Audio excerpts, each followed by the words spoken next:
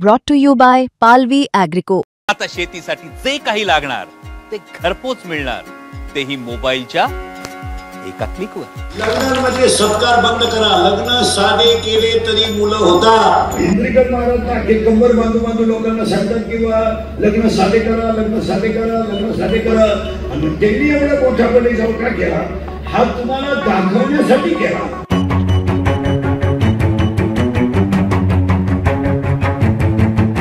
सुप्रसिद्ध कीर्तनकार इंदोरीकर महाराज पुन्हा एकदा चर्चेत आले आहेत। यावेळी कारण आहे इंदोरीकर महाराजांनी कीर्तन बंद करण्याचा घेतलेला निर्णय।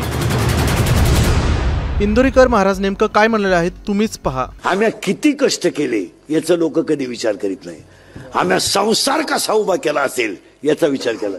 आमची पोरं लहान असताना 8-8 दिवस पोरांची नाही गाठ नव्हती मला, आणि आता लोक इतके खाली गेलेत की माझ्या मुलीच्या अंगात कपडे कसे याच्यावर लोकांची कमेंट्स आहे। याच्यापेक्षा काय वाईट पाहिजे मला।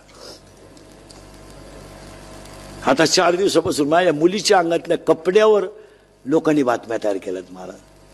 पण तिच्या बापानं मला द्यावं घोडे, तुम्ही मला घोडे लावा, माझा पिंड गेलाय। माझ्या मुलाचा आणि मुलीचा काय दोष आहे?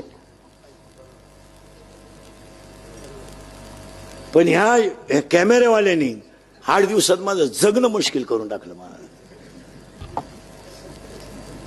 काय मला एक सांगा, मुलगी तुम्हाला आहे, तुमच्या मुलीच्या कपड्यावर एखाद्याने कमेंट्स केली, तुम्हाला काय वाटेल?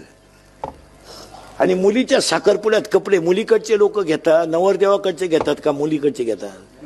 मग कपडे त्यांनी आणले असतील का म्या घेतले असतील? मग एवढी तरी क्लिप टाकणाऱ्याला लाज पाहिजे ना।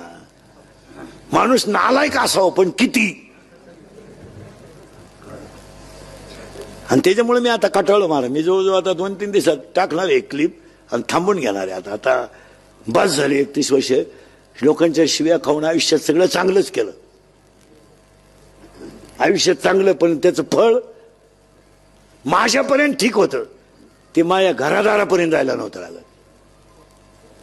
माझ्यापर्यंत ठीक, मी आजही समर्थ आहे ना यांना उत्तर द्यायला। मला अजून 2 वर्ष आयुष्य आहे, मी अजून आहे ना, पण कुटुंबापर्यंत गेल्यावर त्याच्यात मजा नाही। आणि याची अक्कल इंदुरीकरलाच आली पाहिजे, त्याने कीर्तन बंदच केली पाहिजे। खरं आहे का खोटं आहे? तुम्ही काहीच बोला, हे त्याने बंद केले पाहिजे। त्याला लाज वाटली पाहिजे की आता कमेंट करणारे लोक बोलायला लागले, आता इंदुरीकरने फेटा ठेवून द्यावा, त्याचं त्याने चांगलं सगावं। हा मी 2-3 दिवसापासून विचार करतोय, 1-2-3 दिवसात घेणार निर्णय मी, पण ते मजा नाही राहिली त्याच्यात। आता तुम्ही दुसऱ्याला काहीच बोलत नाही ना मला।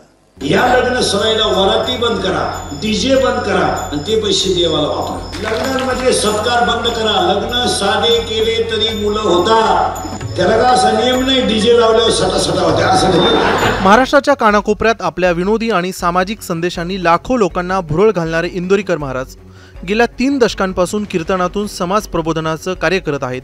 पण अलीकडेच त्यांच्या मुलीच्या साखरपुड्याचा सोहळा संगमनेरमध्ये मोठ्या थाटामाटात पार पडला आणि त्याच व्हिडिओंनी सोशल मीडियावर गोंधळ माजवला।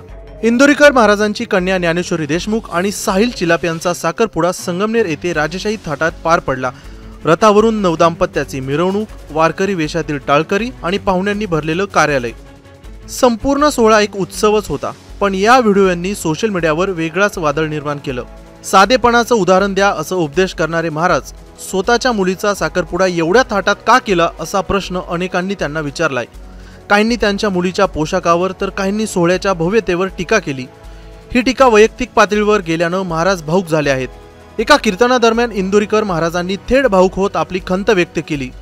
महाराज म्हणतात की लोक माझ्या मुलीच्या कपड्यांवर कमेंट्स करत आहेत, पण माझ्या संसारातील कष्ट कोणी पाहिलं नाही, मला नाही पण माझ्या कुटुंबाला या टीकेनं त्रास झालाय। महाराजांनी पुढे सांगितलं की 31 वर्ष कीर्तन केलं, पण आता थांबावं वाटतंय। 2-3 दिवसात मी कीर्तन सोडण्याचा निर्णय घेणार आहे। कीर्तनातून लोकांना मार्गदर्शन देणाऱ्या इंदोरीकर महाराजांनी भावनेच्या भरातून कीर्तन सोडण्याचा निर्णय घेतलाय का, हे पुढील काही दिवसातच स्पष्ट होईल।